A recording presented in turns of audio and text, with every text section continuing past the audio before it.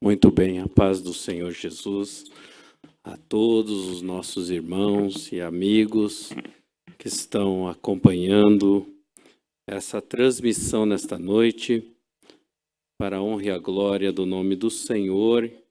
A sua palavra está chegando até a sua casa, até a sua residência.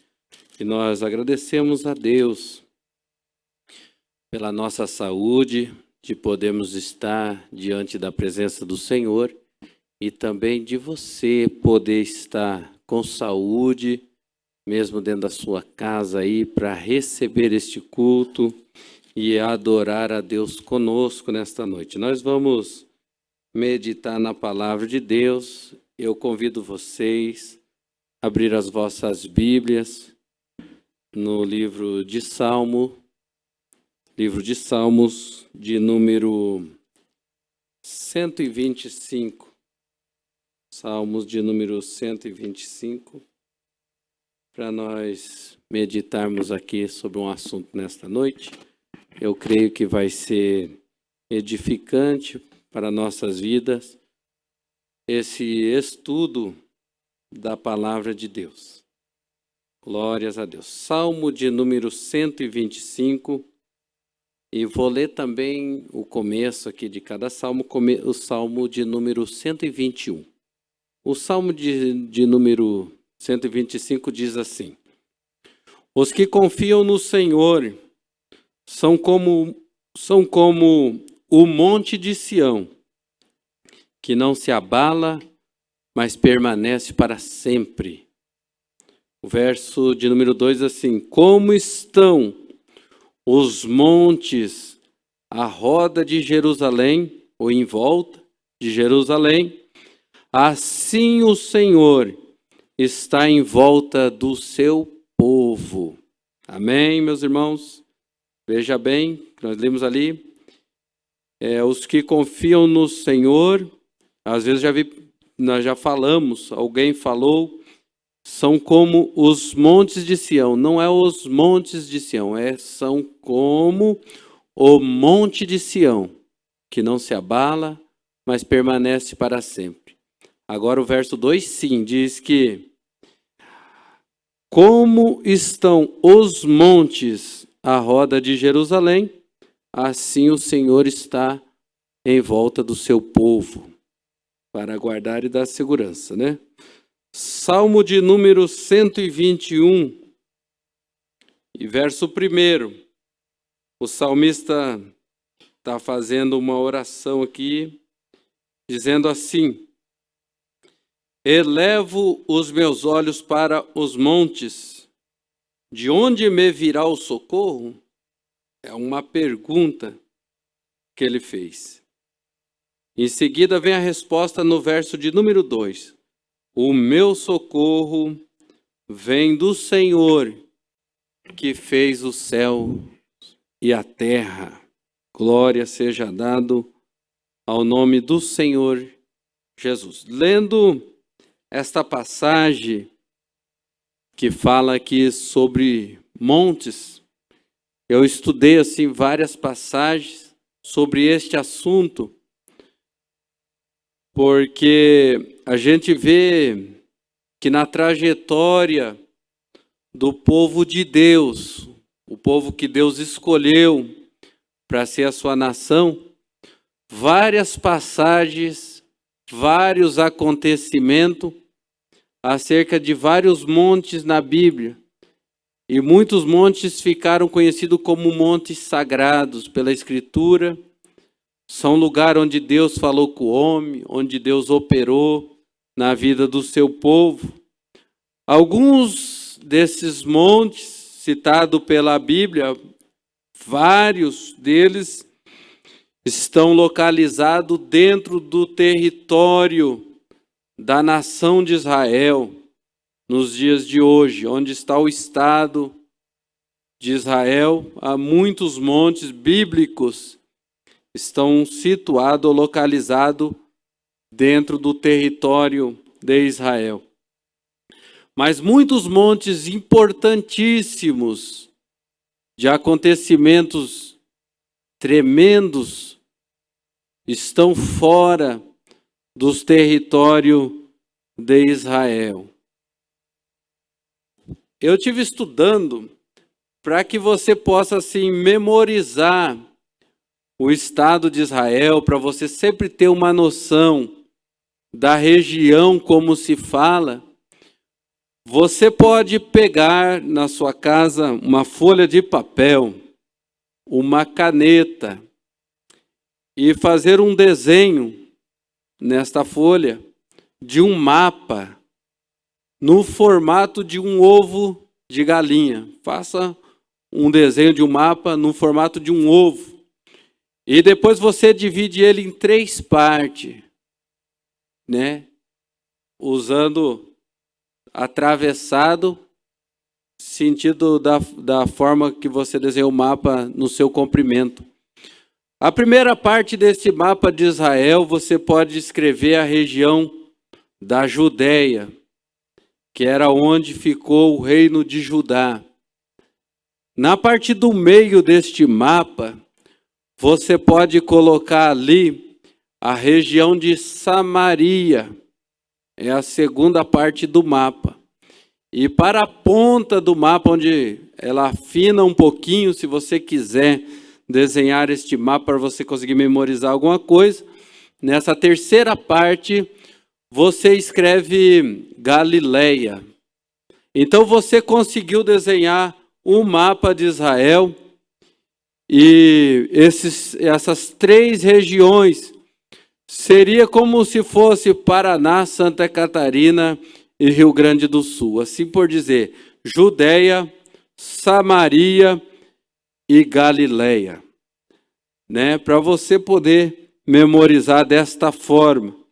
E depois eu vou falar para você alguns montes e as regiões que eles estavam situados. E você pode colocar o monte, desenhar ele dentro dessas 3 regiões que eu citei. Então você veja bem que eu disse que muitos montes não estão dentro do território de Israel, como é o Monte Sinai, que é um monte muito famoso. Ele está ali entre o Egito e Israel. Pode ser que nos dias de hoje ele esteja até em território dominado por Israel fora da sua região. Porque o território de Israel ele é muito pequeno, irmão. Ele é menor do que um estado do nosso país, do Brasil. Diz que ele é do tamanho do estado de Sergipe. Então é um estado pequeno. Israel também ele é muito pequeno. Quando a Inglaterra ganhou o direito de cuidar da região de Israel na Segunda Guerra Mundial, eles cortaram Israel tipo no meio, para ficar com um pedaço para Israel e um pedaço para os povos palestinos. E Israel ficou apenas com 7 quilômetros de largura. Então você veja bem que uma pessoa de a pé atravessaria Israel rapidamente. Como os palestinos não aceitaram o estado deles, Israel aceitou ser estado, declarou guerra contra os palestinos e tomou posse ali de uma área dessa região que a ONU queria dar para os palestinos, e desse jeito Israel ampliou o seu território. Mas Israel, na maioria das vezes que ele vai alçar uma batalha nos dias de hoje, ele sempre luta fora do seu território, porque o seu território é muito pequeno. Se ele deixar os adversários entrar dentro do seu território para uma peleja, morre muito do seu cidadão pelo Estado de Israel, o país de Israel ser muito pequeno. Então eles lutam fora. Eles lutam no deserto, indo para o lado do Egito, ou eles lutam para o lado da Cisjordânia, indo para o lado da Jordânia, mas fora do seu território. Israel é um país pequeno, porém ele jamais perdeu batalha. Só perdeu por forma de rebeldia, de desobediência, mas houve época de que 5 países se juntaram contra Israel, nesta época aqui, que eu estava citando. E Israel saiu vencedor, porque Deus garante a vitória do seu povo, Deus tem cuidado deles naquele lugar. Diz os irmãos que vão viajar até Israel que a maioria das mulheres donas de casa em Israel são soldadas israelitas. Não é fora do normal em Israel ver uma mulher empurrando o carrinho de bebê e a sua arma do lado, porque eles estão sempre prontos para a peleja. Mas neste mapa que nós desenhou de Israel, bem na ponta para o lado da Galileia, nós temos ali um monte muito famoso, citado na Bíblia, no livro de Salmos. Você vê que Salmo ele exalta muito os montes aqui, sempre está falando dos montes, porque os montes na Bíblia, na época das pelejas, ele transmitia segurança para o povo. Se o povo morasse no vale, o monte à volta lhe dava segurança. Ou na maioria das vezes, eles edificavam suas cidades sobre o monte, lá na colina, no topo do monte, para dificultar a chegada do adversário, para que eles pudessem lutar de uma forma superior com o adversário lá embaixo e dificultar a tomada do seu território pelo adversário. Veja que o salmista, ele gosta aqui de ressaltar a importância dos montes. Veja que no Salmo de número 133, a Bíblia vai falar sobre um monte chamado Monte Hermon. O Monte Hermon é um dos montes mais altos, né, perto, no final lá do mapa de Israel, perto da Galileia. Por ele ser muito alto, ele está sempre coberto de neve. E diz a história, né, os historiadores, que essa neve derrete e ela forma 3 ribeiros pequenos. E esses 3 ribeiros pequenos descem até a cidade de Cesareia de Filipe. E ali ela forma a nascente do Rio Jordão, que é um dos rios mais importantes para o povo de Israel. E o salmista vai citar no Salmo 133, dizendo assim, ó: quão bom e quão suave é que os irmãos vivam em união. É como óleo precioso sobre a cabeça, que desce sobre a barba de Arão, e que desce a orla das suas vestes. É como o orvalho do Hermon, que desce sobre os montes de Sião. Então esse óleo, a pessoa viver em comum é como esse óleo. É como este orvalho que cai lá sobre a região do Monte Hermon, aonde nasce o rio mais importante para a nação de Israel. É este Monte Hermon. Eu disse também do Monte Sinai, que está fora da região de Israel. Dentro da região da Galileia, nós temos ali muitos montes, onde Jesus exercia o seu ministério. Temos ali o Monte das Bem-aventuranças. Temos ali também o Monte Tabor, citado na Bíblia, no livro de Juízes, capítulo de número 4 e 14. A Bíblia diz que Débora e o chefe do exército se reuniram neste monte para discutir uma estratégia de guerra, né? E diz que dali o chefe do exército desceu com 10.000 homens de cima deste Monte Tabor. Hoje nós não vamos ler aqui todas as passagens bíblicas por causa do nosso tempo. E diz que através desta mulher, a profetisa, a juíza Débora, ela entrega uma mensagem de Deus para este general. Ele desce e mata ali o general do exército inimigo. Faz com que ele foge. E a Bíblia Sagrada diz que ele entra na tenda de uma mulher e diz que ele pediu água, né? Os irmãos conhecem a história. E diz que essa mulher, em vez de água, falou que podia dar leite para ele. Tinha algo melhor do que água. E ele acreditou. E diz que esta mulher cravou uma estaca e Deus deu a vitória. Mas o projeto da peleja foi elaborado lá no cume do Monte Tabor, na região da Galileia. Vejam bem Que importante, né? A gente saber dessas coisas. Agora, quando eu li aqui no livro de Salmos, nós vamos dar uma aceleradinha, não vai dar para falar muita coisa. O Salmo 133, Salmo de número 125, quer dizer, que os que confiam no Senhor são como o monte de Sião. A Bíblia está falando aqui, através desse salmo, da firmeza que uma pessoa tem. O salmista comparou aquele que confia no Senhor como um monte. O monte é aquilo que ninguém remove do seu lugar, a não ser por Deus. Jesus falou para a multidão assim: aquele que tiver a fé do tamanho do grão de mostarda, ele vai falar para um monte sair do lugar e se precipitar no mar. Mas ali Jesus está falando da fé de uma pessoa. Fé só tem aquele que confia em Deus. Então quem confia no Senhor, ele é como o monte de Sião.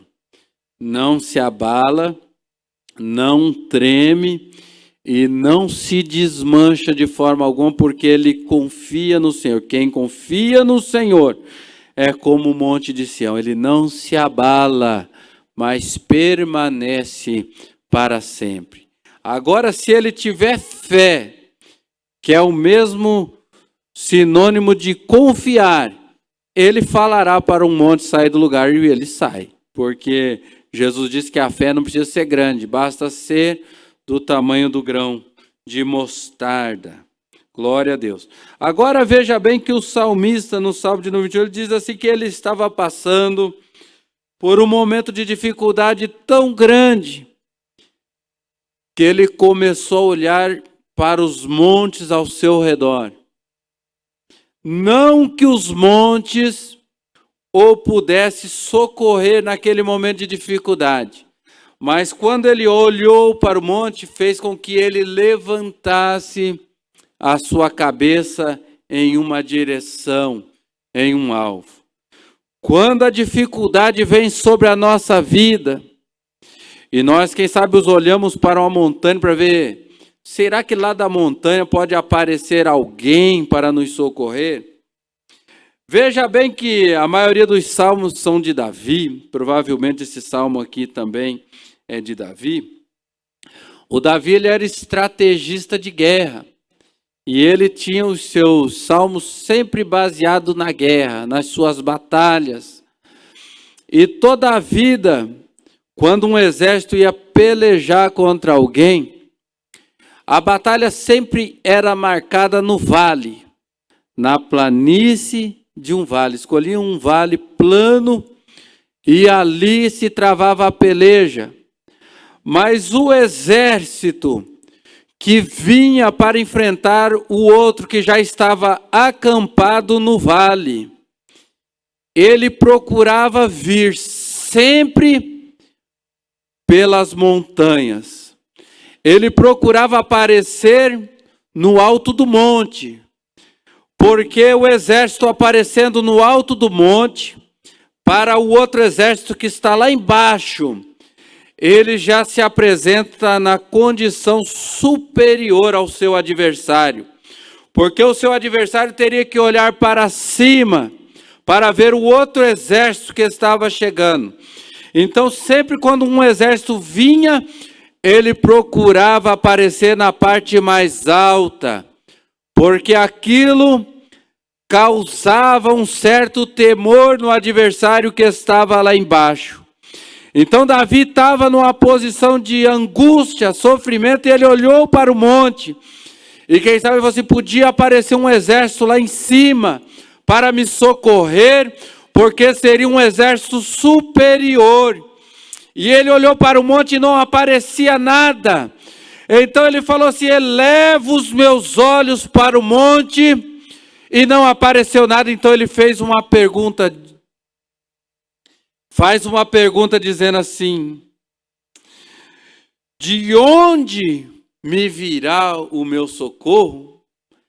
Ele olhou para o monte primeiro, não viu nada. Então ele fez uma pergunta: já que eu não estou vendo nada no cume do monte, de onde será que me virá o socorro? E o salmista viu que era melhor não confiar em nenhum tipo de exército. Ele viu que era melhor não confiar em nenhum tipo de soldado, em nenhum tipo de general. E ele complementa a frase dizendo: o meu socorro vem do Senhor, que fez os céus e a terra. Nós estamos passando por um momento de dificuldade tão grande, porque muitos estão esperando, quem sabe, no governo, outros estão esperando, quem sabe, num projeto de vacina, que está chegando aos poucos, pois a população é muito numerosa, e o mundo inteiro disputa por uma vacina que é lançada. E a pessoa às vezes quer pôr a sua confiança nisso, mas o salmista Davi diz que se você está angustiado, e o socorro não chega, é melhor você confiar no Senhor, porque o nosso socorro vem do Senhor, que fez os céus e a terra. Glória seja dada ao nome do Senhor Jesus. Eu gosto de ver assim essa região e os montes que tinha nela. A região de Samaria também tinha os seus montes, importante citado na Bíblia Sagrada, como é o caso do Monte Carmelo. E o escritor, se não me falha a memória, até mesmo Tiago, vai dizer assim que Elias, ele era um homem sujeito às mesmas paixões que nós, tinha os mesmos desejos, tinha as mesmas fraquezas, mas diz que esse Elias, lá no cume deste monte, na região de Samaria, chamado Monte Carmelo, a Bíblia Sagrada diz que ele subiu e ele desafiou um exército enorme que não confiava em Deus e tinha colocado o outro no lugar do seu Senhor. Já fazia um tempo que não chovia, porque o povo falava que quem enviava a chuva era Baal. Então Elias não aceitava esse tipo de coisa, falou assim: o responsável pela chuva é o Deus que eu sirvo. E para vocês saberem que é o Deus que eu sirvo, não vai chover mais, senão segundo a minha palavra. Agora Elias se reúne com esses profetas de Baal no cume do Monte Carmelo. E diz a Bíblia Sagrada que ele deu oportunidade para eles clamarem primeiro, porque ele fez um desafio dizendo assim: olha, o Deus verdadeiro, ele vai responder com fogo. Ele diz que eles clamaram, fizeram muita bagunça, então quando eles não conseguiram resolver o problema, Elias falou: agora é a minha vez. Então diz que Elias reparou o altar. Então quando a Bíblia fala que Elias era um homem sujeito às mesmas paixões do que nós, aos mesmos sentimentos, às mesmas fraquezas, e mesmo assim ele orou e caiu fogo do céu, orou e Deus mandou chuva. Deus está dizendo assim que se nós dermos uma organizada no nosso altar, nós também vamos orar como Elias orou, e o fogo de Deus desce. Nós vamos orar como Elias orou, e a chuva vai cair sobre a terra. Louvado seja o nome do Senhor. A semelhança nossa do corpo físico, a necessidade física, é igual a de Elias. Porém, nós temos que organizar o nosso altar. Nós temos aí, para o dia 5 do mês 4 de abril, uma convocação do Brasil, de todos os líderes espirituais das nossas igrejas, os nossos líderes também da Assembleia de Deus, convocando o povo para um dia de jejum, em favor da nossa terra, em favor da nossa pátria, em favor da autoridade máxima do nosso Brasil. E tem pessoas que ele é contra, não gosta, né? Não apoia esse governo que está aí, mas eu tenho uma notícia: você também, se for pela Bíblia, você também vai ter que orar, vai ter que jejuar pelo presidente que você tem, mesmo que você não votou nele, mesmo que você não goste. A Bíblia diz que é para nós orarmos, fazermos súplica pelas autoridades que estão em eminência no nosso país. Até quem não gosta, quem não votou, vai ter que jejuar, senão vai estar por fora da Bíblia, vai estar desobedecendo a palavra de Deus. Agora veja bem que essa convocação, quem sabe é para que o governo vá bem, quem sabe é para que essa enfermidade vá para longe do nosso território, ou até mesmo cesse em todas as regiões do mundo.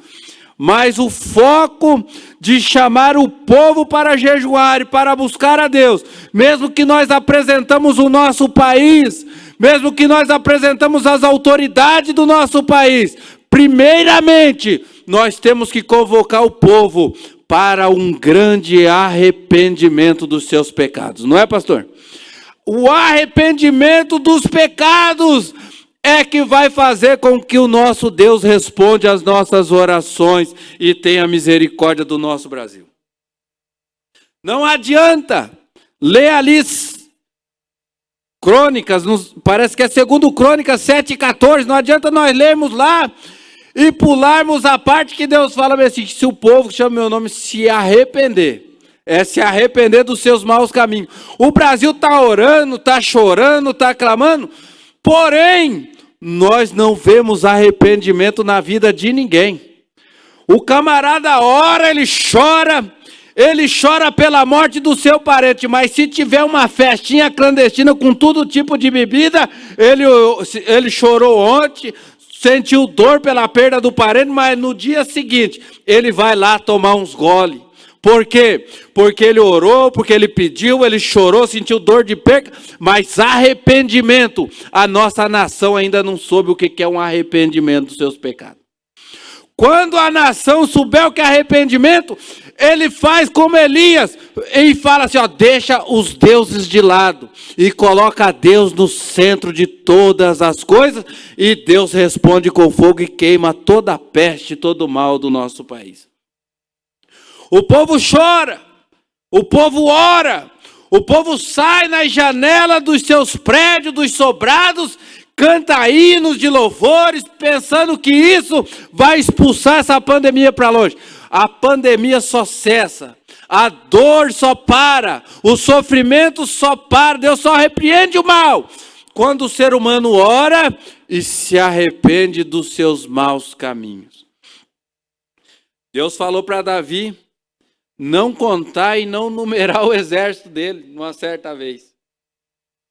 Ele diz que Davi chamou o general e mandou contar todos os jovens, todos os homens preparados para a guerra. Ele disse que nisso chegou o profeta e falou assim, ó, Deus mandou você escolher 3 coisas aí, porque você desobedeceu. Você quer, não sei se eu vou lembrar de tudo aqui assim de memória. Deus falou assim, ó, você quer fugir 3 meses de diante do seu inimigo? Você quer 3 dias de peste sobre a sua terra? E tinha mais uma lá. Era 3, eu lembro que era 3. E Davi olhou para o profeta e falou bem assim, poxa, fugir dos inimigos, né? Durante todo esse tempo ficar fugindo do inimigo. Olha, eu acho que eu prefiro cair na mão de Deus, porque Deus é misericordioso, mas eu não quero cair na mão do homem não, que é do exército não. Eu não quero cair na mão de nenhum exército. Eu não quero ficar fugindo nessas guerras, nessas pelejas, não. Cair na mão de Deus e eu vou clamar pela misericórdia. E diz que numa das visões, diz que Davi viu o anjo na eira de Omã, com a espada apontada para a cidade de Jerusalém. E diz que o profeta de Deus se apresentou para Davi, que Davi pediu misericórdia a Deus. O profeta chegou até Davi e Davi falou assim, eu já me arrependi. Eu falei para Deus não matar mais o povo com essa peste não, porque quem pecou fui eu. Essas ovelhas que era o povo, eles não podem pagar pelo erro que é meu. Eu estou arrependido. Consulte a Deus para ver o que eu faço, que eu vi o anjo com a espada lá apontado para Jerusalém e já morreu 70.000 pessoas. E diz a Bíblia Sagrada que o profeta consultou a Deus e deu uma ordem para ele, olha, suba até aonde você viu o anjo com a espada. Eu acho que passou meu horário, né, pastor? Acho que já deu meu horário. Olha, vá lá e oferece um sacrifício. Diz que Davi marchou para aquele campo que tinha um proprietário, né, que era a Eira de Omã. Essa Eira de Omã é um monte, meus irmãos. Eu estou falando sobre monte, eu não estou saindo fora do tema. Esse monte de Omã é o mesmo monte Moriá, onde Abraão foi oferecer o seu filho Isaque em sacrifício a Deus, lá no passado. Agora Davi está indo lá oferecer um sacrifício para Deus cessar aquela peste que estava sobre o povo, porque Davi tinha se arrependido, e ele foi até o campo para oferecer um sacrifício a Deus para aquele mal cessar. Esse monte de Omá e esse monte Moriá é o mesmo lugar onde a Bíblia chama de Monte Sião. É o mesmo lugar do Monte Sião.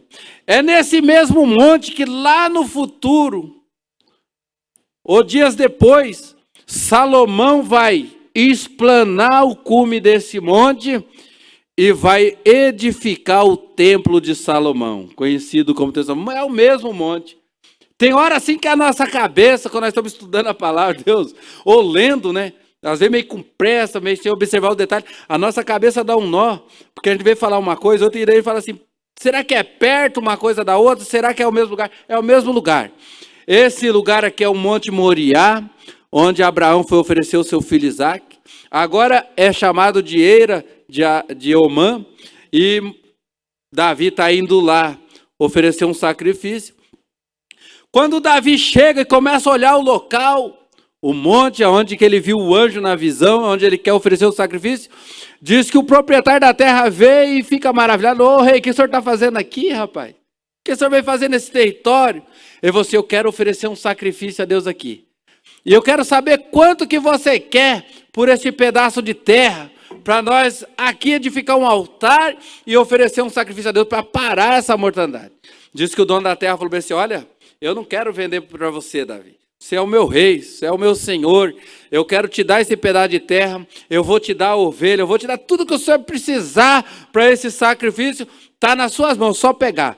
Davi falou assim, não, coloca um preço nesse negócio aí. Coloca um preço nesse negócio, porque eu vim para oferecer um sacrifício a Deus. E eu não vou oferecer para o meu Deus algo que não me custou nada. Aleluia. Tem pessoa que ele quer oferecer as coisas para Deus de qualquer jeito. Não pagou um preço, não ofereceu nada. Na hora de oferecer uma oferta, a oferta dele não vale nada. Porque ele não quer oferecer algo de bom para Deus. Davi deu um exemplo para nós aqui. Eu não quero de graça, eu vou pagar o preço. Quanto que você quer pela terra? Tanto, vou pagar. Quanto que você quer pela ovelha do sacrifício? Tanto, vou pagar. Mas por que que o senhor prefere pagar? É porque eu não vou oferecer para Deus algo que não me custe nada. Aleluia. Então diz que nesse monte, aí alguns dias depois, Salomão vai edificar o templo. Lá no cume do monte Moriá. Lá no cume do monte, que a Bíblia chamou aqui no Salmo de número 125, de Monte Sião. É o mesmo monte. Eles só, quem sabe, dividiram o monte lá em norte e sul, e é o mesmo monte. Edificou o templo. Olha o que aconteceu já no Monte Sião. Salomão foi lá no cume do monte, explanou o local e fez o templo de Salomão. O monte continua até o dia de hoje. Depois os babilônios invadiram Jerusalém, destruíram o templo de Jerusalém, edificado por Salomão, e levou o povo cativo para a Babilônia. O povo voltou do cativeiro e reconstruíram o templo. Mais uma trabalhada, mexeram no monte, mas o Monte Sião permanece até o dia de hoje.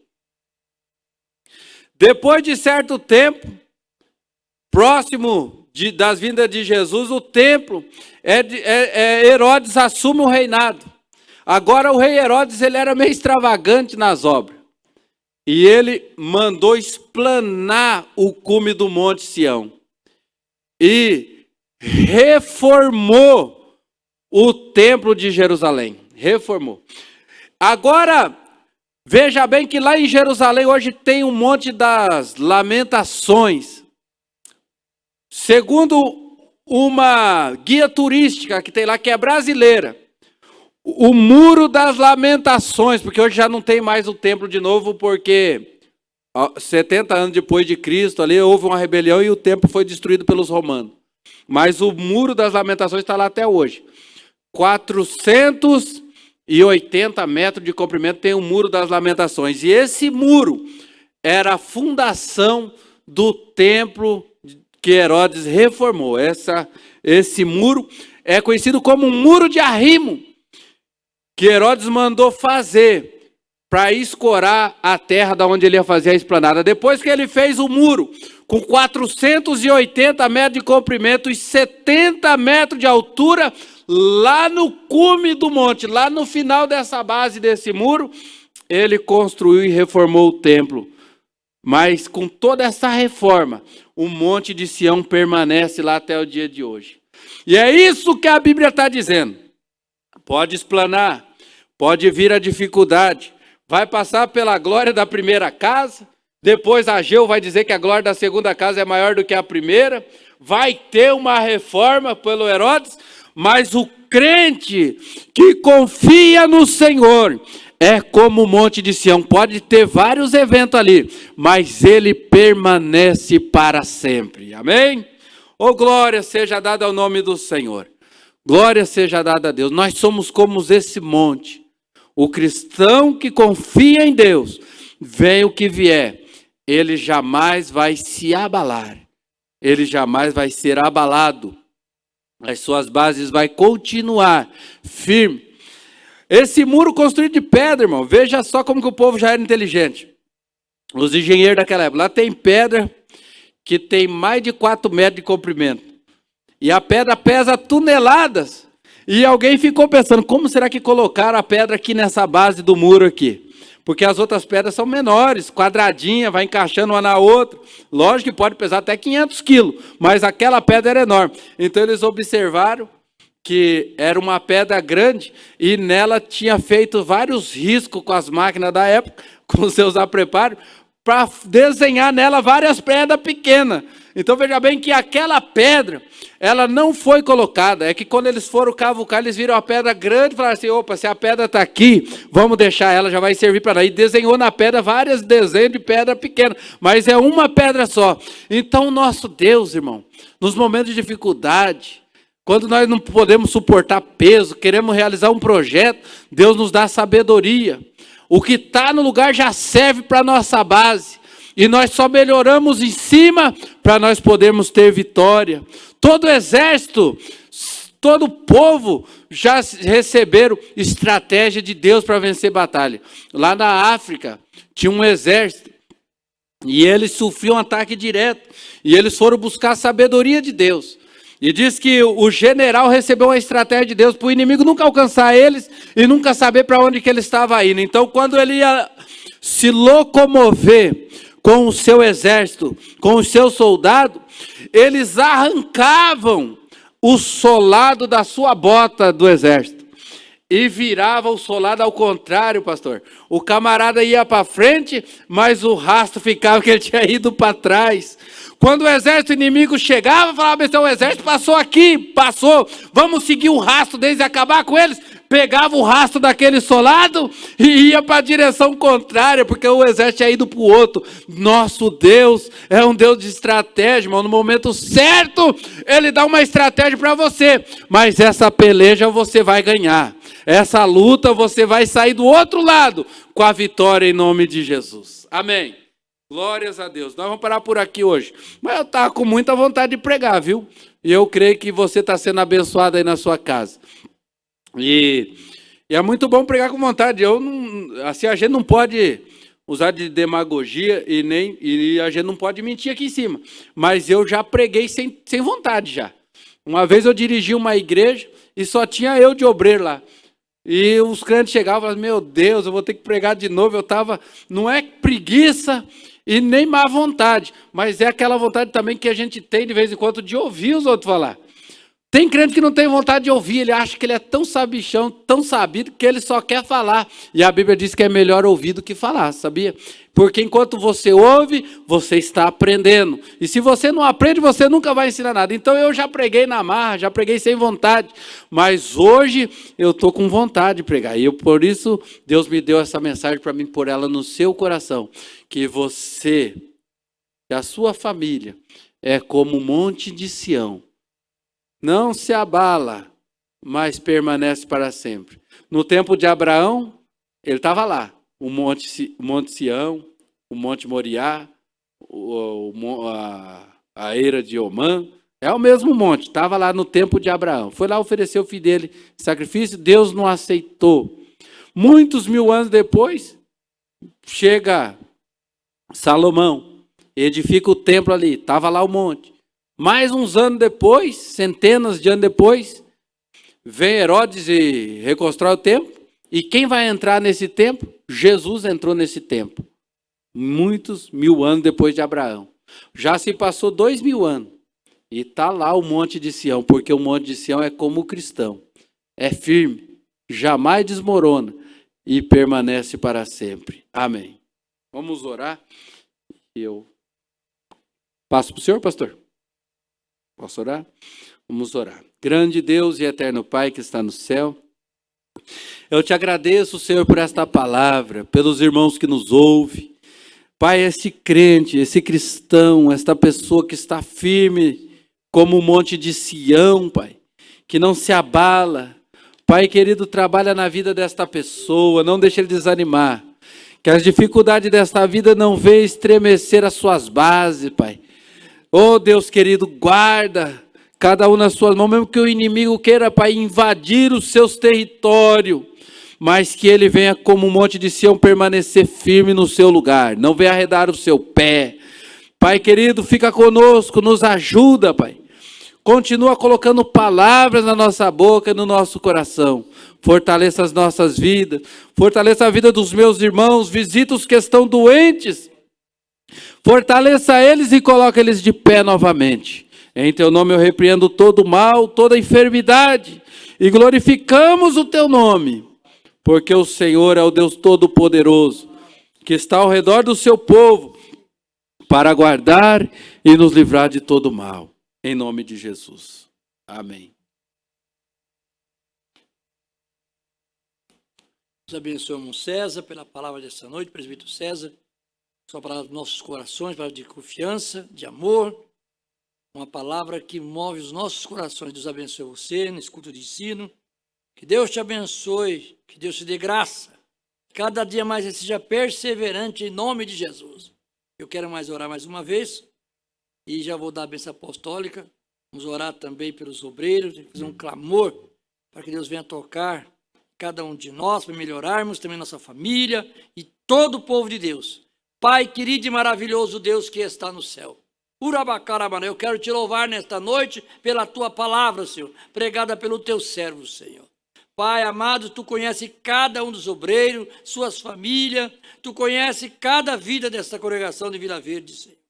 Abençoa poderosamente em nome de Jesus, Senhor.